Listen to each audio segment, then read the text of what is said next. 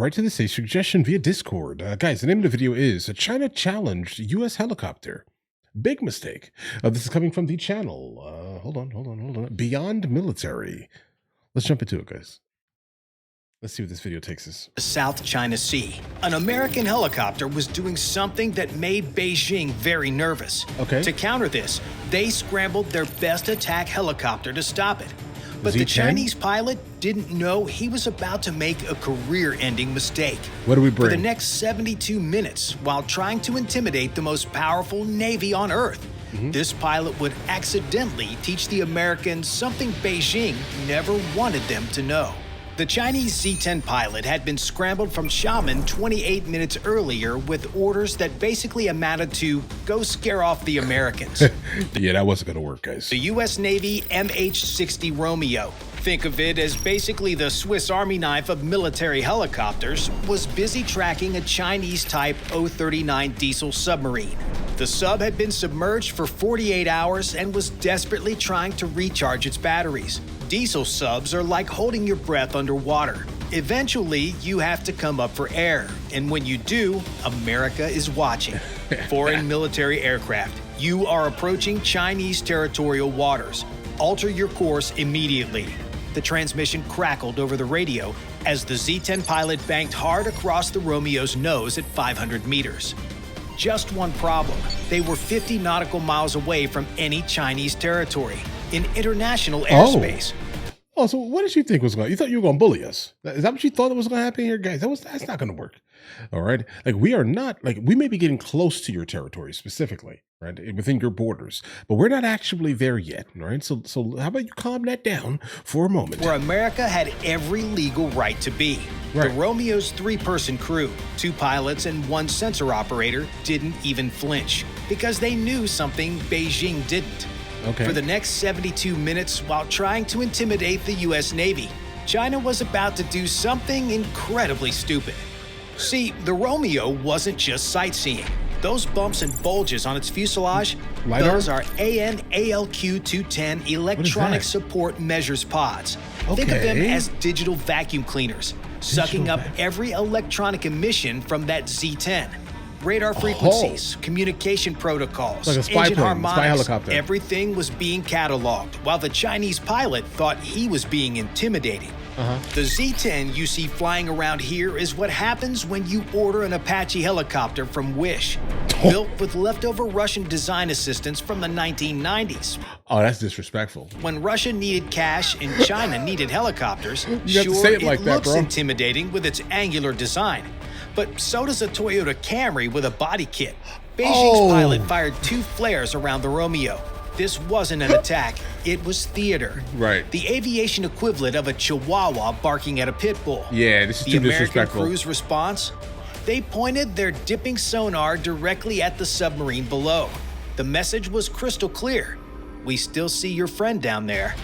The submarine, realizing it was still being tracked despite the aerial interference, crash dived in a panic. It made so much noise, cavitation from the emergency dive, hull popping from pressure changes, that sensors across the entire carrier strike group heard it.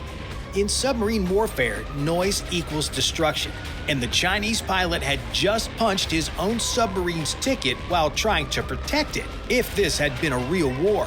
But Beijing's pilot was about to discover something worse, much worse. At 2:48 p.m., after 18 minutes of failed intimidation, the Chinese pilot finally thought he'd achieved something. His fire control radar got a lock on the Romeo. The warbling tone in his headset meant he could finally simulate an engagement. That confidence lasted Are you an exactly idiot? 3 seconds.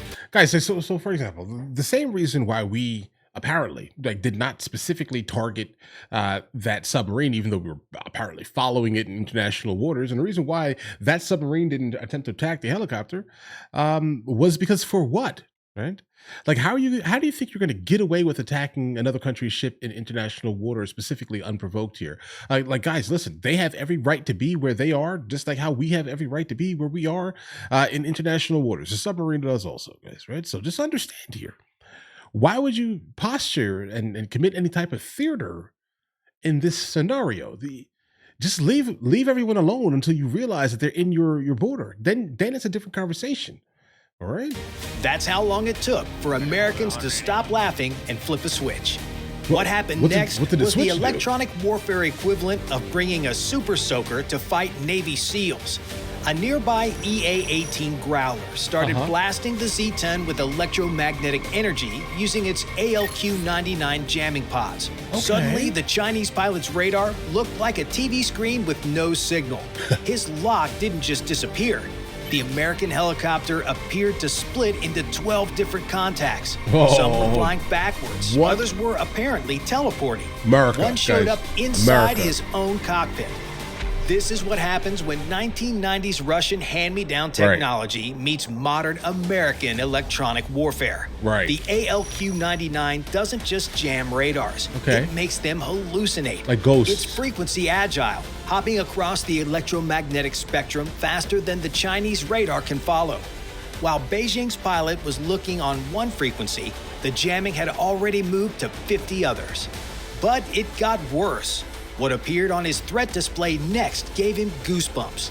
The U.S. Carrier Strike Group had just lit him up with their spy radars. That's like having the Eye of Sauron suddenly notice you exist. FA-18 Super Hornets were already launching from the carrier deck, not to engage, but to remind Beijing that this Romeo wasn't alone. What do you think this is? It had the entire U.S. Pacific Fleet behind it. Jesus Christ. The Chinese pilot tried everything, switching frequencies, increasing power, even turning his radar off and on again.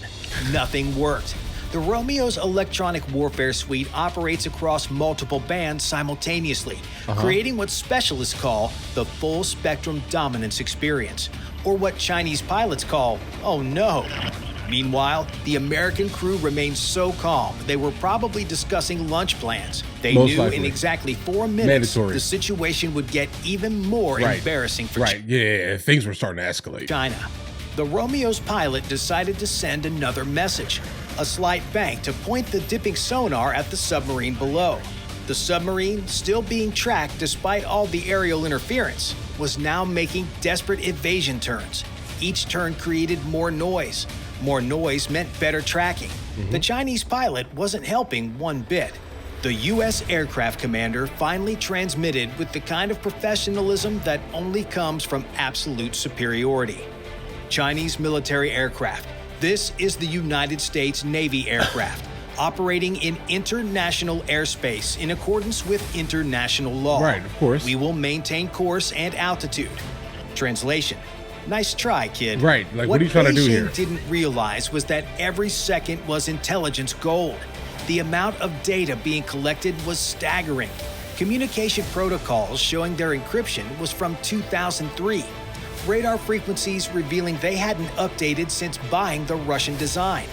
Even the harmonics of the rotor blades, useful for identifying Z-10s from 50 miles away just by sound. But the Chinese pilot wasn't done embarrassing himself. He was about to learn why that was exactly the wrong move. The Z-10 had just entered what Americans call the find out stage. Frustrated by his complete electronic failure, Beijing's pilot closed to 500 meters, thinking proximity would help. At this distance, he could see the American door gunner manning the GAU-21 50 caliber machine gun, not pointing at him yet, but the message was clear. Now the real mismatch became apparent. The Chinese pilot initiated thumping, aggressive maneuvers designed to force a defensive response. The Z-10 suddenly began lunging left and right, pitching up and down in sharp bursts, like a boxer throwing feints to bait a reaction. Each move tried to shove the Romeo into a bad firing position, but the tight turns tanked its airspeed and pushed the Z-10's airframe to its G limit. The Romeo, built on the Black Hawk's proven airframe, can pull significantly higher G loads while maintaining stable flight. Beijing's pilot was essentially tuckering himself out while the Americans watched. Meanwhile, the sensor warfare was completely one-sided. The Romeo's AN/AAR-47 missile warning system was tracking every aspect of the Z-10's movement. Maximum turn rate, 20 degrees per second. Climb performance, 12 meters per second. This data would later determine exactly how to program American missiles to intercept these helicopters. Right. Yeah. Like, I don't think you understand what you just did here. The fact that we have all of this technology to basically be able to figure out exactly what your helicopter specifically is capable of, what you just did was gave us everything you didn't want to give us.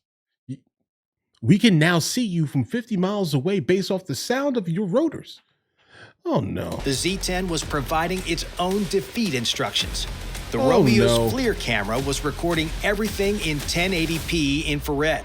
Every hotspot was being cataloged. Exhaust ports at 450 degrees Celsius. Transmission housing at 180 degrees. These thermal signatures would tell American engineers exactly where heat-seeking missiles should aim. The Chinese pilot was literally providing a tutorial on how to destroy his helicopter. And if he thought his own weapons could tip the balance, he was in for another shock. Guys, what is that? The Z-10's 23mm cannon has an effective range of maybe 2,500 meters against ground targets. Against a maneuvering helicopter, lucky to hit anything at 500 meters. Okay. The Romeo's GAU-21 has an effective range of nearly 2,000 meters with armor-piercing incendiary rounds that would punch through the Z-10's cabin like tissue paper.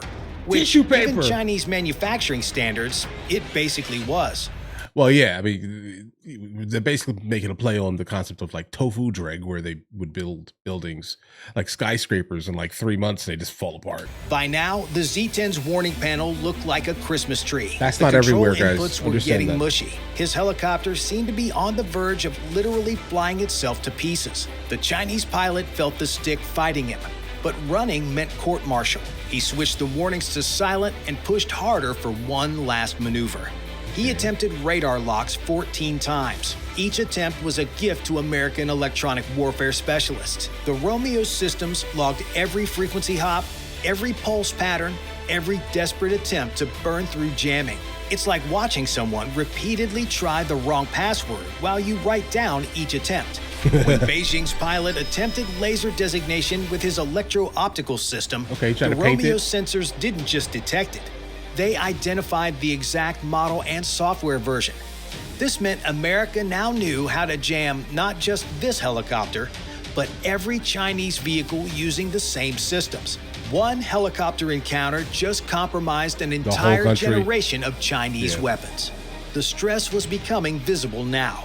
The Z-10's engines were running at 105% maximum continuous power, creating an infrared bloom 40% brighter than normal operations. The Romeo's FLIR documented this in exquisite detail. Future American missiles would be programmed to recognize this exact thermal pattern. When a Z-10 pushes hard, it literally lights itself up for targeting. The electronic intelligence collection was even more damaging. Every communication between the pilot and ground control was being intercepted. The frequency hopping pattern was predictable. American systems could now predict and jam Chinese military communications across the entire theater. As the encounter dragged on, the Z-10's performance degraded visibly, hydraulic pressure dropping from overheating, transmission temperature climbing into the red zone, flight controls becoming sluggish from overtaxed servos. The helicopter was literally defeating itself through overexertion. Yeah, bro, you got to be fired. 3:42 p.m., the Chinese pilot watched the Romeo's dipping sonar splash into the water again. The submarine below was still being tracked. After 72 minutes, he hadn't moved the Americans an inch. His thumb hovered over the transmit button to report his failure and decided ground control already knew. They were watching the same radar picture he was. Probably, the American crew had accumulated 72 minutes of intelligence gold. Electronic warfare systems would know exactly which frequencies to jam. Missiles would know exactly where to aim. Tactical computers would know exactly how to outmaneuver it. This revelation makes the message to China clear. Stick to making knockoff iPhones. Wow. Bye for now. I'm gonna be honest, that was kind of like that was a deep cut towards the end there, guys. The truth be told here, listen, I think that man should probably be fired because I mean the level of incompetence here. But I guess it wasn't just him. He is definitely following orders here. He would not have done what he did, specifically if he wasn't told to do it. So whoever told him to do it, maybe someone in Beijing specifically. I blame them. Maybe. Right.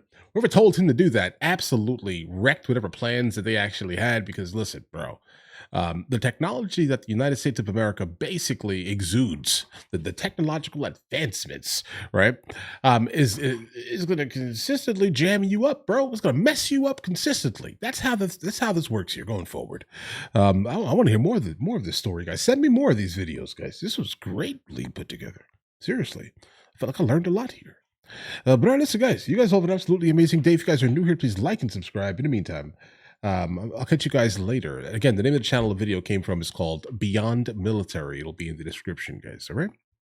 Catch you guys later. Guys, do you want to watch movies with me? I never actually thought to like promote it over here, guys. But if you guys do want to watch it, guys, we have hundreds of movies. And I mean hundreds of movies that we've reacted to. You guys can come watch them with me if you want to, along with many TV shows. Currently, we're working on the show Dexter, along with Vikings. And we have a lot of series that are already completed. But if you guys do want to watch it with me, the link is in the description. Everything's available at the second tier. But of course, if that's not your thing, guys, don't worry, right? Listen, like and subscribe.